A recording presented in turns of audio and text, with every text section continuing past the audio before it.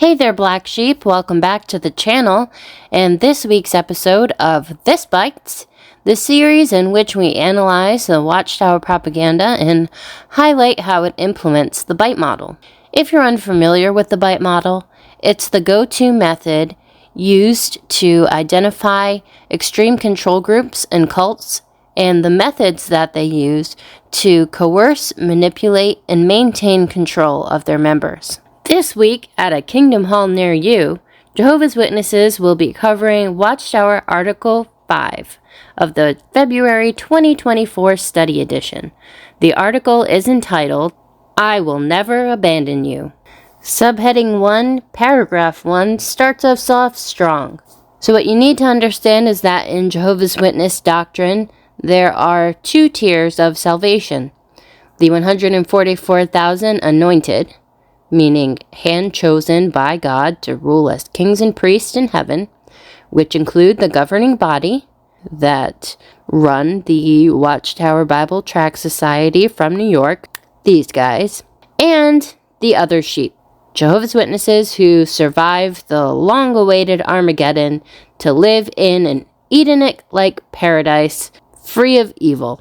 Paragraph 1 explains that the Jehovah's Witnesses' beliefs about the rapture has changed. It says, we once thought that possibly some of the anointed might remain in the earthly paradise for some time after the War of Armageddon. But in the July 15, 2013 issue of the Watchtower, we learned that all anointed ones who are still on earth will be raised to heaven before the outbreak of Armageddon. So what changed from the 80 years that Jehovah's Witness believed this to July of 2013? These guys' minds, apparently. The governing body has decided. This is an example of information control. Compartmentalize information into outsider versus insider doctrines. Ensure that information is not freely accessible. Control information at different levels and missions within the group. Allow only leadership to decide who needs to know what and when. The scripture cited in Matthew was written how many thousands of years ago? There is no scripture to justify this change. They didn't just discover Matthew. So the previous belief was wrong. The governing body told 8 million or so Jehovah's Witnesses worldwide to believe this. To believe this for years. And then changed it in 2013 because... Also, you'll notice in paragraph 1 that they refer to the Watchtower as the source for the changed doctrine. They are citing their own words as the source. This is circular reasoning. This is also an example of information control. Extensive use of cult-generated information and propaganda, including newsletters, magazines, journals, audio tapes, videotapes, YouTube, movies, and other media. Misquoting statements or using them out of context from non-cult sources. Paragraph 2 addresses the majority of Jehovah's Witness, quote-unquote, the other sheep's fate, and says that when the anointed are raptured, that some of them may feel lost or abandoned. This is because the governing body have made themselves the spokespeople for God, the middle managers of your salvation. Behavior control, instill dependency and obedience. Paragraph 2 ends by saying we will discuss reasons why there is no need to worry. And the next subheading says, what will not happen? Some might wonder if the other sheep will stray from the truth when they no longer have the anointed brothers of the governing body to guide them. After saying we'll discuss why we don't need to worry, the first 2 paragraphs under the next subheading only reaffirm why Jehovah's Witnesses would be fearful. Paragraph 3 gives the example of Jehoash, who listened to the wicked princes and turned bad after his spiritual mentor died. The very next paragraph, the 2nd century Christians had apostasy spread like wildfire after John, their spiritual leader, died. So, not so great at calming those fears there, Watchtower. This is an example of emotional control, phobia indoctrination, inculcating irrational fears about leaving the group or questioning the leader's authority. No happiness or fulfillment possible outside the group. Terrible consequences if you leave. Shunning of those who leave. Fear of being rejected by friends and family. Never a legitimate reason to leave. Those who leave are weak, undisciplined, unspiritual, worldly, brainwashed by family or counselor, or seduced by money, sex, or rock and roll. Paragraph 5 then asks, did those 2 scriptural accounts indicate that something similar will happen to Christ's other sheep when the anointed are taken to heaven? It answers by saying, absolutely not, in bold letters. We can be sure that when the anointed leave the earthly scene, the other sheep will be well cared for and will thrive spiritually. So far, though, all they've given us examples of are servants of God who failed to do so when their spiritual leaders left the earthly scene. So why the fear-mongering? Because fear is a useful manipulation tool. That fear leads to very particular and relatively predictable responses. When we are fearful, there is this idea in psychological research of mortality salience, that when our mortality is threatened, when someone says, oh, this group of people is out to get you, and we feel that we are actively being threatened, we are more likely to respond to messages that we hear time and time again, even if they are against our values, as somehow making sense to us. Full video linked in description. Please note that this video in particular does focus on how this tactic is used in politics. Next subheading. Pure worship will not be corrupted. Why can we be confident that pure worship will not be corrupted, even during the difficult times that are ahead? By using this term, pure worship, and calling their religion the truth, Watchtower Bible Tract Society is reinforcing the belief that everything else is false and corrupt. Thought control. Use of loaded language and cliches which constrict knowledge, stop critical thoughts, and reduce complexities into platitudinous buzzwords. Pure worship. The truth. Thought control. Labeling alternative belief systems as illegitimate, evil, or not useful. It then says that we're going to discuss 3 different time periods: ancient Israel, 2nd century Christians, and our times. That we're living in the final part of the last days, undoubtedly the final part of the final part of the last days, shortly before the last day of the last days, which they're referring to as the times of restoration of all things. Here are the highlights, which we already kind of covered. The ancient Israelites were prophesied to turn wicked, and they did. The 2nd century Christians had a time of great apostasy.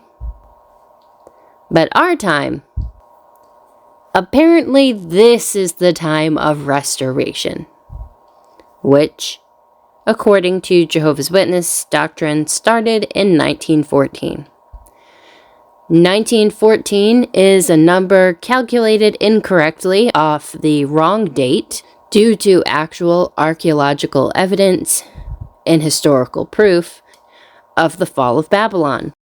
If you'd like to look further into the date 1914 and how it is disproven and is a false prophecy, please look in the description below. I will have a few links about Babylon's history and how Jehovah's Witnesses actually came to calculate this number. Other people go into it in far more detail than I ever will. So again, if you're interested in that, the links are there. All of that is actually a form of information control, deception, deliberately withhold information, such as the date of Babylon's actual demise, distort information to make it more acceptable, stick with the date 1914 even though the calculation is incorrect, systematically lie to the cult member. Because so much of Jehovah's Witness doctrine about the anointed stems from this incorrect date of 1914, Jehovah's Witnesses just have to believe it. They have to believe 1914, which means they have to believe 607 BCE, even when faced with the historical artifacts to the contrary. Some will say, oh, well, the historians can be wrong, or Satan wants to confuse us with complicating fossil records. So, like, the devil is counterfeiting fossil records or historical documentation to deceive Jehovah's Witnesses. Thought control. Require members to internalize the group's doctrine as truth, adopting the group's map of reality as reality. Instill black and white thinking. Decide between good versus evil. Organize people into us versus them. Insiders versus outsiders. And once the leaders of your cult are raptured, how will you not be lost to apostasy and wickedness? Well, because paragraph 10 reassures the reader with the use of Isaiah 54:7, saying, "No weapon formed against you will have any success." Those inspired words are being fulfilled today. So let's just look at those inspired words. Those words were Jehovah, or God, speaking to the nation of Israel. You know, the ones who began acting wickedly and that Jehovah withdrew from. The very next Bible book after Isaiah is Jeremiah. And Jeremiah 6:15 says, "Do they feel ashamed of the detestable things they have done? They feel no shame at all. They do not even know how to feel humiliated. So they will fall among the fallen. When I bring punishment on them, they will stumble," says Jehovah. So when the original text in Isaiah was said to the Israelites, I guess that was untrue because Jehovah withdrew from them.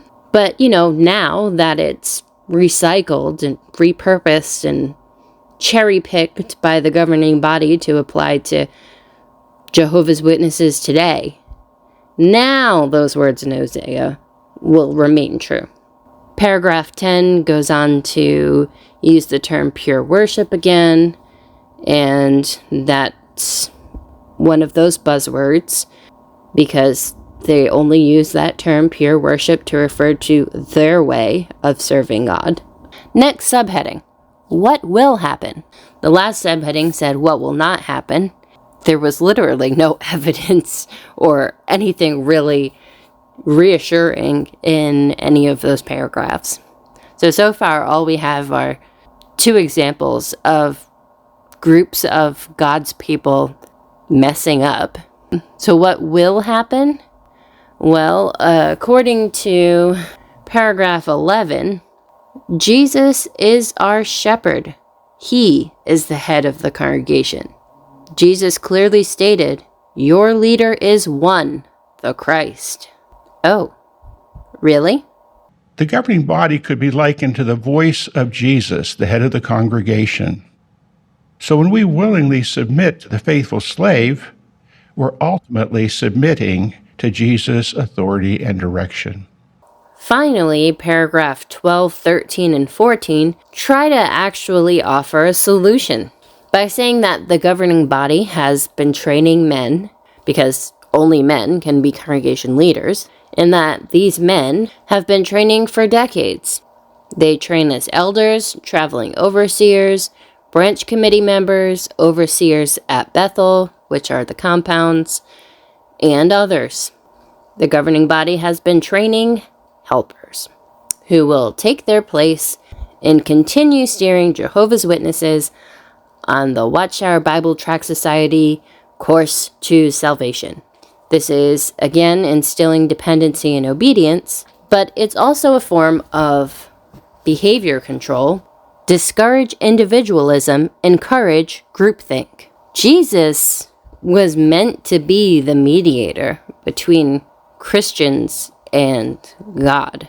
But for Jehovah's Witnesses, it's the governing body. And then, I guess, it's the men that the governing body trained. The organization will keep you loyal. Don't you dare start thinking for yourself. Paragraph 17 explains what you have to do to avoid being smited at Armageddon. It says, then what will you need to do when the climactic war of Armageddon begins? Simply this: trust in Jehovah and follow his direction. Emotional control. Instill fear, such as fear of thinking independently, the outside world, enemies, losing one's salvation, leaving or being shunned by the group, others' disapproval. The article ends with the words, always remember, Jehovah loves you, and he will never abandon you. Unless, of course, you mess up like Israel did. That brings us to the end of the article, so let's tally up the score. We have 4 for behavior control, 2 for information control, 3 for thought control, and 2 for emotional control. That gives us a grand total of 4,232. A number just as pointless as all of the hours that Jehovah's Witness women spent shaving their legs to wear skirts in the winter because they weren't allowed to wear slacks or trousers to the Kingdom Hall. Thank you so much for joining me here today. Please give the video a thumbs up or comment to help this information reach more people. Continue thinking freely, Black Sheep. See you next week.